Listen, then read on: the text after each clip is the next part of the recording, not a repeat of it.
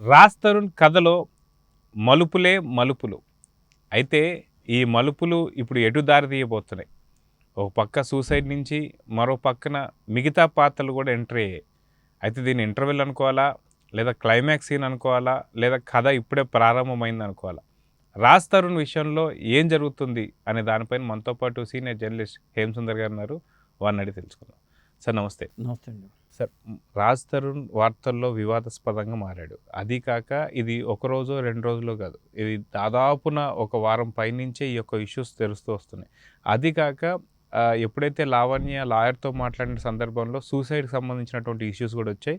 దాన్ని నార్సింగ్ పోలీసులు ఎట్లా ఆపారు అనే సంగతి కూడా దాని మీద మనం చూసాం. కానీ ఈరోజు కొత్తగా వచ్చేసరికి ఒక హర్యానా గ్లోరీ కావచ్చు, లేదంటే సంథింగ్ ఇంకొక 2, 3 పేర్లు కూడా మనకు బయటకైతే వచ్చాయి. సో ఇప్పుడు ఈ కథని ఎలా చూడాలి? కథ ఇప్పుడే ప్రారంభమైంది అనుకోవాలా? లేదా దీన్ని ఇంటర్వెల్ అనుకోవాలా? లేదంటే ఇప్పుడు క్లైమాక్స్ అనుకోవాలా? ఈ క్లైమాక్స్ అయితే ఇప్పుడే కాదు. ఇది ఇంకా స్టార్టింగ్ దశలోనే ఉందనుకోవచ్చు.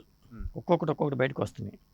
ఇక్కడ తప్పు ఎక్కడ జరిగిందంటే రాజ్ తరుణ్ మీడియాకి ఎక్కి ఆ అమ్మాయి మీద ఆరోపణలు చేయడం విషయం అంతా వివరించడం వల్ల ఆ అమ్మాయి కూడా రియాక్ట్ అయింది. నువ్వేంటి ఎక్కేది, నేను కూడా ఎక్కుతానని చెప్పి ఆ అమ్మాయి ఇంటర్వ్యూ మీద ఇంటర్వ్యూలు ఇచ్చుకుంటూ వెళ్ళిపోతుంది. దాంతో ఆవిడ గుట్టు ఈయన గుట్టు ఆవిడ బయట పెడుతున్నారు. కాబట్టి ఇది స్టార్టింగ్ దశలోనే ఉందనుకోవచ్చు. లాయర్ సలహా మేరకు మొత్తానికి ఏదన్నా కానీ ఆవిడ ఆత్మహత్య ప్రయత్నం చేస్తున్నట్టుగా హడావుడి చేయటం, పోలీసులు వెళ్ళటం, పోలీసులు నిద్ర లేకుండా చేయటం, ఇవన్నీ జరిగిన సంఘటనలే. ఇప్పుడు లేటెస్ట్గా ఏంటంటే ఇంకా కొందరు పేర్లు బయట పెట్టడం అనేది అది ఇంకా వార్తలకు ఇప్పుడు వచ్చింది. ఇది ఇక్కడ తాగదు, ఇంకా చాలా బయట పెడతామేమో, నా దగ్గర కాల్ రికార్డింగ్స్ ఉన్నాయి, చాటింగ్ స్క్రీన్ షాట్స్ ఉన్నాయి అని చెప్పేసి ఆ అమ్మాయి బెదిరిస్తుంది.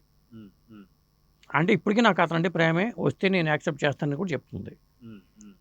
ఇది పరిస్థితి. అయితే ఆ నలుగురు పేర్లు ఏంటంటే ఇప్పుడు మొన్నటిదాకా మాల్వి మల్హోత్రా అని అంటూ వచ్చింది. మాల్వి మల్హోత్రాతో సహజీవనం చేస్తున్నాడు తిరగబడ్రా స్వామి హీరోయిన్తో అని చెప్పి మొన్న ఉంది. ఇప్పుడు తాజాగా ఏంటంటే అర్జున్ రెడ్డి హీరోయిన్ శాలిని పాండే, రిద్ది కుమారు, బిగ్ బాస్ హర్యానా గ్లోరీ. పైగా హర్యానా గ్లోరీ అపార్ట్మెంట్కి రాజ్ తరుణ్ తరచూ వెళ్ళేవాడని మణికొండలో, అక్కడ అపార్ట్మెంట్ వాళ్ళకి ఫోటోలు తీసి పంపించారని, ఈ అమ్మాయిల గోవాలో ఉంటే హర్యానా గ్లోరీ తో ఈ రాజధాని ఫోన్ నుంచి హర్యానా గ్లోరీ మాట్లాడి నీకు ఎంత వస్తాయి రోజుకంటే చెప్తే నాకు రోజుకి 50 నుంచి 1,00,000 రూపాయలు వస్తాయి అని చెప్పి హర్యానా గ్లోరీ అందని, తర్వాత సారీ చెప్పిందని, ఆ రికార్డింగ్స్ కూడా నా దగ్గర ఉన్నాయని, ఇట్లా ఒక్కొక్క బాంబు పేల్చుకుంటూ వెళ్తుంది ఆ అమ్మాయి. ఇంకా ఎన్నున్నాయి తెలీదు. అయితే మనం చూసుకుంటే రాజ్ తరుణ్ విషయంలో ఇప్పుడు ఇంతమంది వ్యక్తుల్ని బయట పెట్టడాన్ని లావణ్యని తప్పుపట్టొచ్చా? లేదంటే తనకున్న సమస్య చెప్తుంది అనుకోవచ్చు. ఎందుకంటే మొన్న పోయినసారి ఏదైతే police station Narsing police station letter రాసిన విధానం చూసుకుంటే ఓన్లీ రాజ్ తరుణ్ పేరు ప్లస్ మాల్వి మల్హోత్రా పేరు, ఇద్దరు పేరు మాత్రమే రాసినటువంటి సందర్భం. కానీ ఇప్పుడు పూర్తిగా తవ్వుతూ అందరినీ కూడా ఇరికిచ్చే ప్రయత్నం అనుకోవచ్చా? దీనికి సంబంధించి ఆధారాలు ఉన్నాయా లేవా అంటే మీరేమనుకుంటున్నారు? ఇప్పుడు ఇద్దరి మధ్యన గొడవ వస్తే వాళ్ళిద్దరే చూసుకోవాలండి. మధ్యలో మూడో వ్యక్తిని తీసుకురావడం అనేది చాలా తప్పు. అది వాళ్ళ కెరీర్ కూడా ఇబ్బందే కదా అది. ఇప్పుడు ఇప్పుడు వాళ్ళ ఉందో లేదో తెలియదు కానీ ఇలా చెప్పడం వల్ల ఏంటంటే అందరూ ఉందనుకుంటారు. ఇప్పుడు ఎలా ఉందంటే ఒక చిన్న విషయం బయటకు వస్తే దాని మీద చిరవలు పొలవలుగా సోషల్ మీడియాలో తెగ వైరల్ అవుతున్నాయి వార్తలు. కాబట్టి 1కి 10 సార్లు ఆలోచించుకున్న తర్వాతే మనం నోరు విప్పాలి. నోట్లోంచి మాట బయటకు వస్తే అది ఆగదు, అది రకరకాలుగా వెళ్ళిపోతుంది. ఇప్పుడు ఆ రకరకాల వెబ్సైట్స్లో ఈ కథనాలు వస్తున్నాయి, రకరకాల యూట్యూబ్స్లో రకరకాల కథనాలు వస్తున్నాయి. ఈ అమ్మాయి చెప్పే ఒక్కొక్క బాంబు కూడా ఇంకా ఎంతమంది పేలుస్తుందో తెలియదు. ఇప్పుడు వీళ్ళిద్దరు వ్యవహారాన్ని సెటిల్ చేసుకోవడం, వీళ్ళు కలవాలా విడిపోవాలా, కలవాలంటే ఏంటి, విడిపోవాలంటే ఏం చేయాలి, ఇలాంటి షరతులు మాట్లాడుకుని ఒక పరిష్కార మార్గాన్ని సూచించుకుంటే బాగుంటుంది. అట్లా వెళ్ళకపోగా ఒకళ్ళ బండారాన్ని ఒకళ్ళు బయట పెట్టుకుంటూ ఆ అమ్మాయి ఇవి చెప్పింది కాబట్టి ఆ అమ్మాయి జీవితంలో ఉన్నాయని మళ్ళీ ఈయన బయట పెట్టాడు అనుకోండి, ఇలాంటివన్నీ ఉంటాయి. అవును. కాబట్టి ఇది కొంప కొల్లేరవుద్ది. అయితే ఇలా చూసుకుంటూ పోతే మనకి రాజ్ తరుణ్ విషయంలో ఒక సినీ నటుడు కాబట్టి, సెలబ్రిటీ కాబట్టి ఇంత పెద్ద వార్తగా, ఇంత పెద్ద న్యూస్ లాగా మనకి కనిపిస్తూ వస్తుంది.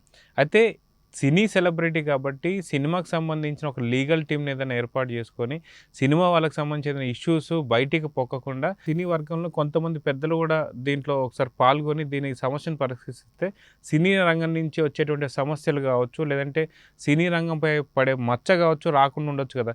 ఎందుకు ఇట్లా లీగల్ టీమ్ అనేది ఏర్పాటు ఇప్పటికే సినిమా వాళ్ళు యాక్టివ్ అయిపోయారు.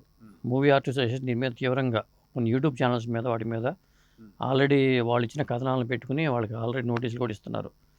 ఎందుకంటే ఒక గైడ్లైన్స్ పెట్టాల్సిందే. ఏది పెడితే అది ఇండస్ట్రీ గురించి బ్లేమ్ చేస్తూ మాట్లాడకూడదు అని కట్టడి చేస్తున్నారు వాళ్ళు. ఇది ఒక విధంగా మంచిదే అనిపిస్తుంది. ఎందుకంటే వాళ్ళు చెప్పారనుకోండి, ఇది చిలవల పొలవలుగా అయిపోతుంటే వీళ్ళు అంటే ఇవాళ రాజధాని కేసు కావచ్చు, లేకపోతే ఇంకో కేసు కావచ్చు. దాని మీద ఇండస్ట్రీకి కొంత ఇమేజ్ డ్యామేజ్ అవుతుంది కదా. సినిమా ఇండస్ట్రీ ఇమేజ్ కూడా డ్యామేజ్ అవుతుంది. సినిమా వాళ్ళందరూ ఇంతే అనుకుంటారు. అదొక ప్రమాదం కూడా ఉంది.